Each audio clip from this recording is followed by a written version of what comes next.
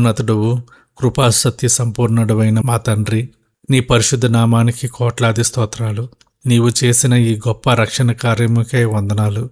నీవు శిలువ మీద మా కోసం కార్చిన ప్రతి రక్తపు బొట్టులో మాకు విముక్తి ఉంది. నీవు మరణాన్ని జయించిన అద్భుతకరుడవు, ఆలోచనకర్తవు, నిత్యుడైన తండ్రివి. నీ మహిమ ఆకాశ వైశాల్యం కంటే గొప్పది. ప్రభువా, నీ సన్నిధిలో నిలబడటానికి మాకు ఏ యోగ్యత లేదు. మేము మా మాటల ద్వారా, క్రియల ద్వారా, తలంపుల ద్వారా ఎన్నో పాపాలు చేశాం. ఇతరులను క్షమించలేని కఠిన హృదయంతో ఉన్నాము. ప్రభువా, మమ్మల్ని క్షమించండి. మీ రక్తంతో మమ్మల్ని కడిగి పవిత్రపరచండి. నీ ఎదుట మేము ఎంతటి అల్పులమో, బలహీనులమో మాకు తెలుసు. మా అపరాధాలను క్షమించి మీ స్వరూపంలోకి మమ్మల్ని మార్చండి. తండ్రి, నీవు అద్భుతాలు చేసే దేవుడవు. ఎన్నో అద్భుతాలు చేసిన నీవు నేడు కూడా మా మధ్య ఉన్నావని, మా ఎడ్ల అద్భుతాలు చేస్తావని నమ్ముతున్నాము. ప్రభువా, ఈ సమయంలో వ్యాధులతో, క్యాన్సర్, కిడ్నీ సమస్యలు, గుండె జబ్బులు మరియు దీర్ఘకాలిక నొప్పులతో బాధపడుతున్న వారిని నీ గాయపడిన హస్తంతో తాకండి. వారికి సంపూర్ణ ఆరోగ్యాన్ని ప్రసాదించండి.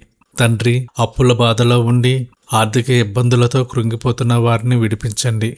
అరణ్యంలో మన్నాను కురిపించిన దేవుడవు, వారి అవసరతలు తీర్చండి. నీ మహిమ ఐశ్వర్యంలో నుండి వారికి ప్రతి అవసరతను తీర్చండి. విద్యార్థులకు, ఉద్యోగస్తులకు, వ్యాపారస్తులకు మీ జ్ఞానాన్ని దయచేయండి. ఏ నిర్ణయం తీసుకోవాలో తెలియక సందిగ్ధంలో ఉన్నవారికి మీరు మార్గదర్శిగా ఉండండి. విడిపోయిన కుటుంబాలను ఏకం చేయండి. పిల్లలను రక్షించండి. వారిని చెడు మార్గం నుండి తప్పించండి. కుటుంబాల్లో సమాధానము, ప్రేమను నింపండి. ఎర్ర సముద్రం చీల్చినట్లుగా, గొడ్రాలికి బిడ్డను ఇచ్చినట్లుగా, గ్రుడ్డివారికి చూపు ఇచ్చినట్లుగా మా జీవితాల్లో కూడా అద్భుతాలు జరుగుతాయని మేము విశ్వసిస్తూ మా రక్షకుడైన యేసుక్రీస్తు నామంలో అడిగి వేడుకొంచున్నాము తండ్రి.